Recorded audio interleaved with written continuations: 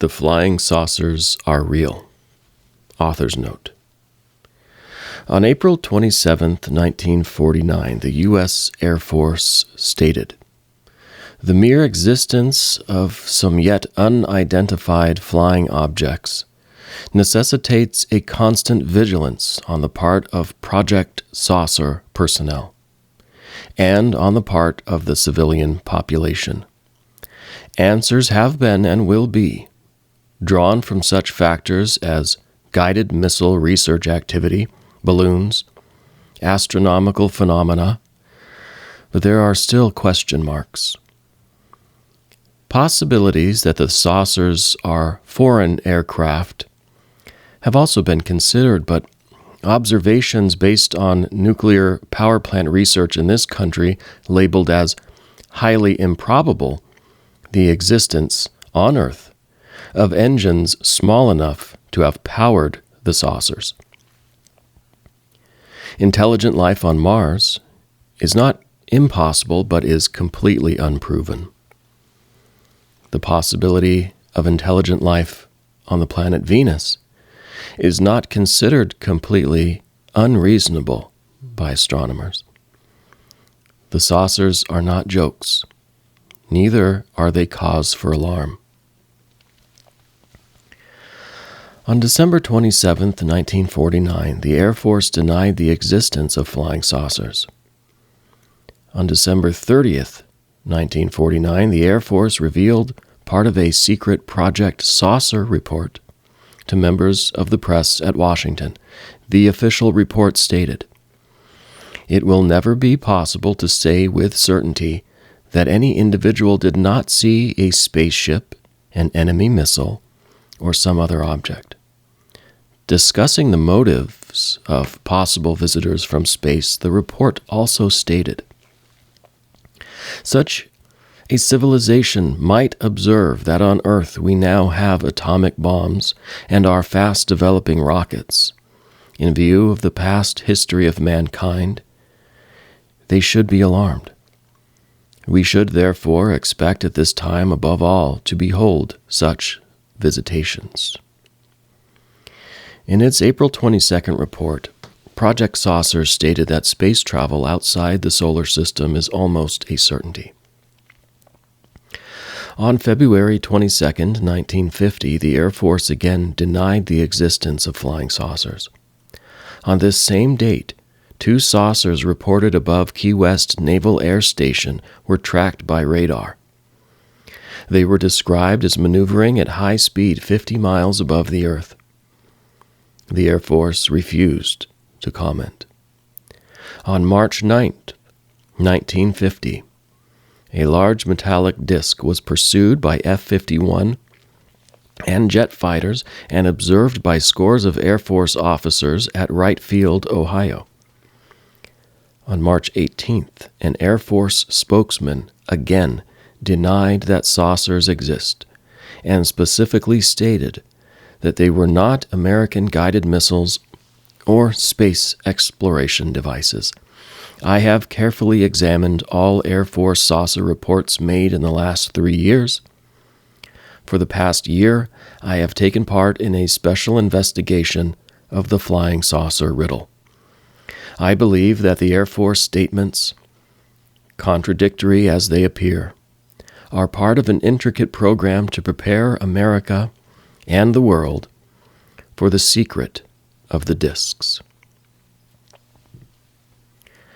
Chapter 1. It was a strange assignment. I picked up the telegram from my desk and read it a third time. New York, New York, May 9th, 1949. Have been investigating flying saucer mystery. First tip hinted gigantic hoax to cover up official secret. Believe it may have been planted to hide real answer. Looks like terrific story. Can you take over Washington End? Ken W. Purdy, editor, True Magazine. I glanced out at the Potomac, recalling the first saucer story. As a pilot, I'd been skeptical of flying discs. Then reports had begun to pour in from Air Force and airline pilots. Apparently alarmed, the Air Force had ordered fighters to pursue the fast-flying saucers. In one mysterious chase, a pilot had been killed, and his death was unexplained. That had been 17 months ago. Since then, the whole flying saucer riddle had been hidden behind a curtain of Air Force secrecy. And now, an assignment from True magazine on flying saucers. 24 hours later, I was in Ken Purdy's office. "I've had men on this for 2 months, he told me. "I might as well warn you, it's a tough story to crack." "You think it's a Russian missile?" I asked him. "Or an Air Force secret?" "We've had several answers. None of them stacks up. But I'm positive one was deliberately planted when they found we were checking." He told me the whole story of the work that had been done by the staff of True and of the reports sent in by competent writers. The deeper he delved into the mystery, the tougher the assignment got. The more I learned about flying saucers, the less I knew. "There's one angle I want rechecked," Purdy said. "You've heard of the Mantell case?" I nodded. "Okay.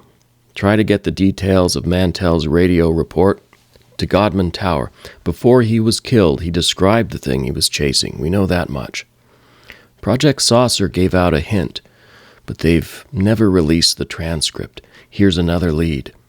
See if you can find anything about a secret picture taken at Harmon Field, Newfoundland. It was around July 1947. I'll send you other ideas as I get them."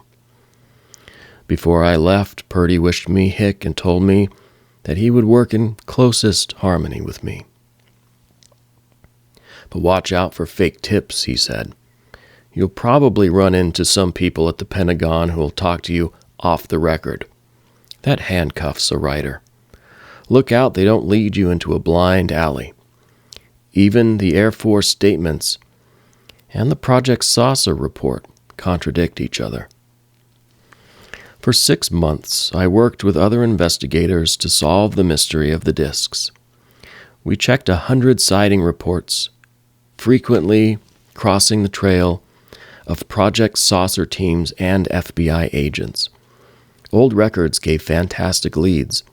So did Air Force plans for exploring space. Rocket experts, astronomers, Air Force officials, and pilots gave us clues, pointing to a startling solution. Many intelligent persons, including scientists, believe that the saucers contain spies from another planet. When this first phase was ended, we were faced with a hard decision. We had uncovered important facts. We knew the saucers were real. If it was handled carefully, we believed the story would be in line with a secret Air Force policy. It was finally decided to publish certain alternate conclusions. The Air Force was informed of True's intentions. No attempt was made to block the publication. In the January 1950 issue of True, I reported that we had researched and reached the following conclusions. 1. The Earth has been observed periodically by visitors from another planet. 2. This observation has increased markedly in the past 2 years. The only other possible explanation, I wrote, is that the saucers are extremely high-speed, long-range devices developed here on Earth. Such an advance, which the Air Force has denied, would require an almost incredible leap in technical progress even for American scientists and engineers. Nationwide press and radio comment followed the appearance of the article. This publicity was obviously greater than the Air Force had expected. Within 24 hours, the Pentagon was deluged with telegrams, letters, and long-distance calls. Apparently fearing a panic, the Air Force hastily stated that flying saucer reports, even those made by its own pilots and high-ranking officers, were mistakes or were caused by hysteria. But 3 days later, when it was plain that many Americans calmly accepted True's disclosures, the Air Force released a secret Project Saucer file containing this significant statement. It will never be possible to say with certainty that any individual did not see a spaceship, an enemy missile, or other object. In this same document, there appeared a confidential analysis of air intelligence reports. It is this summary that contains the official suggestion of space visitors' motives. After stating that such a civilization would obviously be far ahead of our own, the report adds, "Since the acts of mankind most easily observed from a distance are A-bomb explosions, we should expect some relation to obtain between the time of the A-bomb explosions and the time at which the spaceships are seen, and the time required for such ships to arrive from and return to home base." In a previous report, which alternately warned and reassured the public, the Air Force stated that space travel outside the solar system is almost a certainty. Since 1949, there has been a steady increase in saucer sightings. Most of them have been authentic reports, which Air Force denials cannot disprove. In January, mystery discs were reported over Kentucky, Indiana, Texas, Pennsylvania, and several other states. On the Seattle-Anchorage route, an air freighter was paced for 5 minutes by a night-flying saucer. When the pilots tried to close in, the strange craft zoomed at terrific speed. Later, the airline head reported that intelligence officers had quizzed the pilots for hours. From their questions, he said, I could tell they had a good idea of what the saucers are. One officer admitted they did, but he wouldn't say any more. Another peculiar incident occurred at Tucson, Arizona on February 1st. Just at dusk, a weird, fiery object raced westward over the city, astonishing hundreds in the streets below. The Tucson Daily Citizen ran the story the next day with a double banner headline, "Flying Saucer over Tucson, B-29 fails to catch object." Flying saucer, secret experimental plane, or perhaps a scout craft from Mars. Certainly the strange aircraft that blazed a smoke trail over Tucson at dusk last night defies logical explanation. It was as mystifying to experienced pilots as to groundlings who have trouble in identifying conventional planes. Cannonballing through the sky some 30,000 feet aloft was a fiery object shooting westward so fast it was impossible to gain any clear impression of its shape or size. At what must have been top speed, the object spewed out light-colored smoke, but almost directly over Tucson, it appeared to hover for a few seconds. The smoke puffed out an angry black, and then became lighter as the strange missile appeared to gain speed. The radio operator in the Davis-Monthan Air Force Base control tower contacted First Lieutenant Roy L. Jones, taking off for a cross-country flight in a B-29, and asked him to investigate. Jones revved up his swift aerial tanker, and the still unknown aircraft steadily pulled away toward California. Dr. Edwin F. Carpenter, head of the University of Arizona Department of Astronomy, said he was certain that the object was not a meteor or other natural phenomena. Switchboards swamped. Switchboards at the Pima County Sheriff's Office and Tucson Police Station were jammed with inquiries. Hundreds saw the object. Tom Bailey, 1411 East 10th Street, thought it was a large airplane on fire. A later check showed no planes were missing. He said it wavered from left to right as it passed over the mountains. Bailey also noticed that the craft appeared to slow perceptibly over Tucson. He said the smoke apparently came out in a thin, almost invisible stream, gaining substance within a few seconds. This incident had an odd sequel the following day. Its significance was not lost on the Daily Citizen. It ran another front-page story, headlined, "What do you mean, only vapor trail?"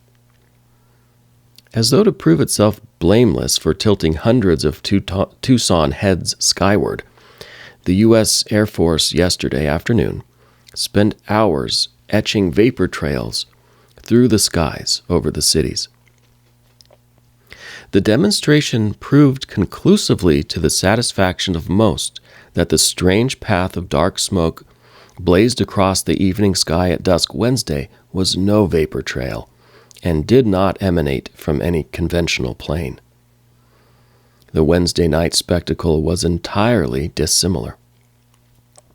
Then, heavy smoke boiled and swirled in a broad, dark ribbon, fanning out at least a mile in width and stretching across the sky in a straight line.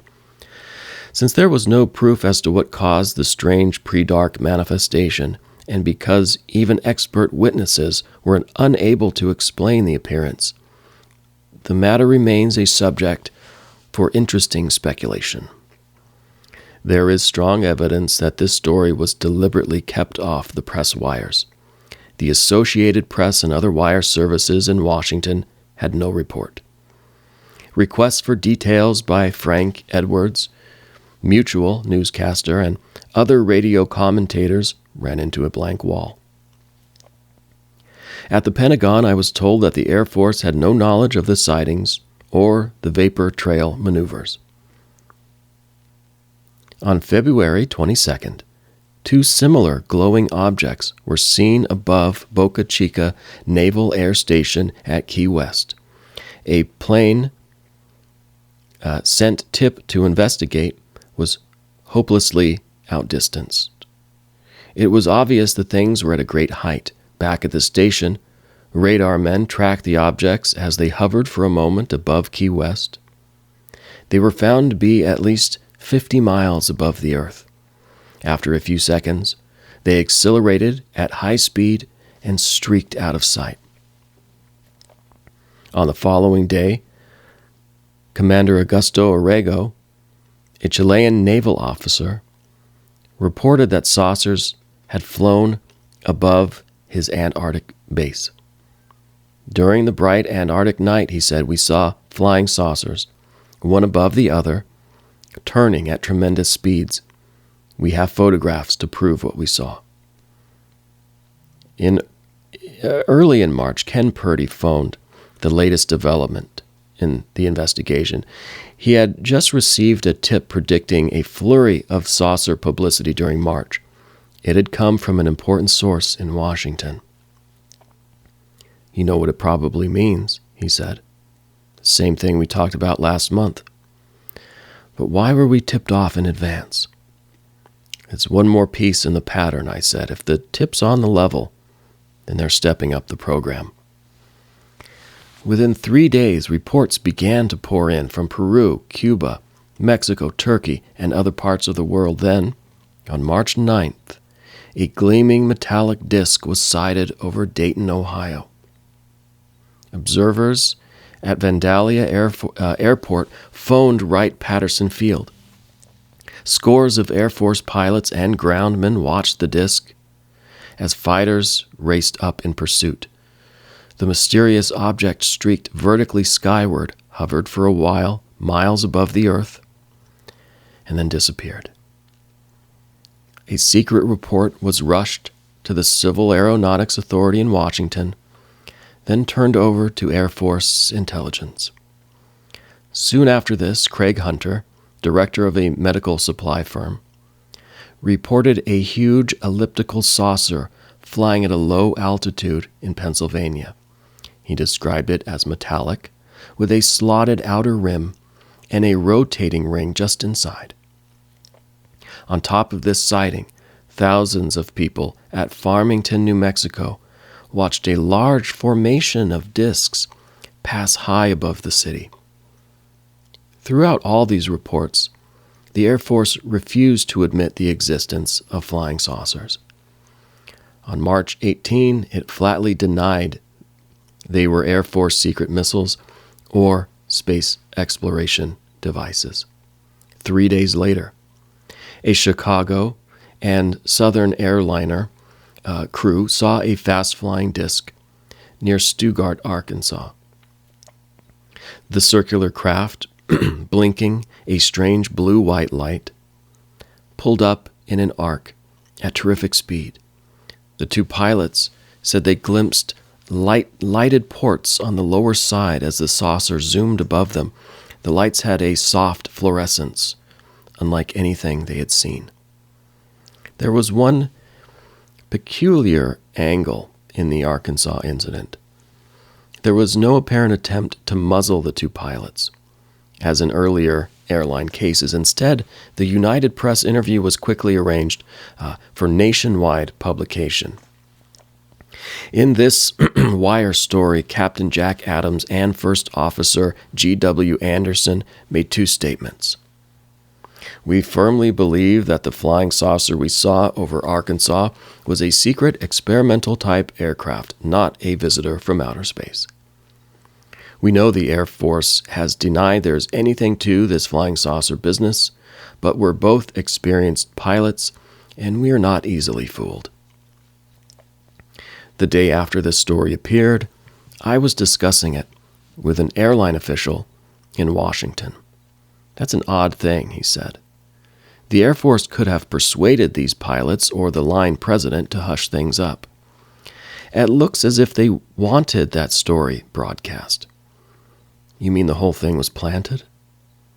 I won't say that, though it could have been. Probably they did see something, but they might have been told what to say about it. Any idea why? He looked at me sharply. You and Purdy probably know the answer. At a guess, I'd say it might have been planned to offset that Navy commander's report, the one on the White Sands sightings. The White Sands case had puzzled many skeptics. Because the Pentagon had cleared the published report, the author, Commander R.B. McLaughlin, was a regular Navy officer.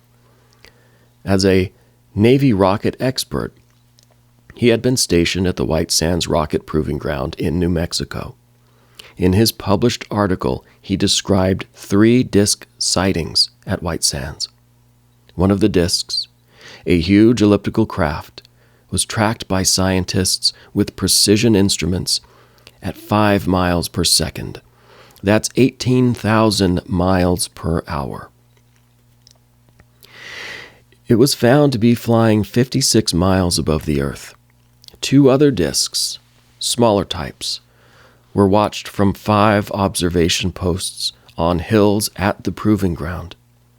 Circling at incredible speed, the 2 discs paced an Army high-altitude rocket that had just been launched, then speeded up and swiftly outclimbed the projectile. Commander McLaughlin's report, giving dates and factual details, was cleared by the Department of Defense. So was a later nationwide broadcast. Then the Air Force made its routine denial. Why was McLaughlin, a regular Navy officer subject to security screening, permitted to give out this story? Was it an incredible slip-up, or was it part of some carefully thought-out plan? I believe it was part of an elaborate program to prepare the American people for a dramatic disclosure. For almost a year, I have watched the behind-the-scenes maneuvers of those who guide this program. In the following chapters, I have tried to show the strange developments in our search for the answer, the carefully misleading tips, the blind alleys we entered, the unexpected assistance, the confidential leads, and the stunning contradictions. It has been a complicated jigsaw puzzle.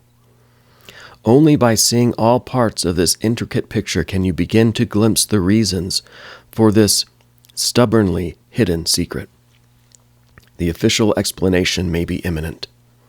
When it is finally revealed, I believe the elaborate preparation, even the wide deceit involved, will be fully justified in the minds of the American people.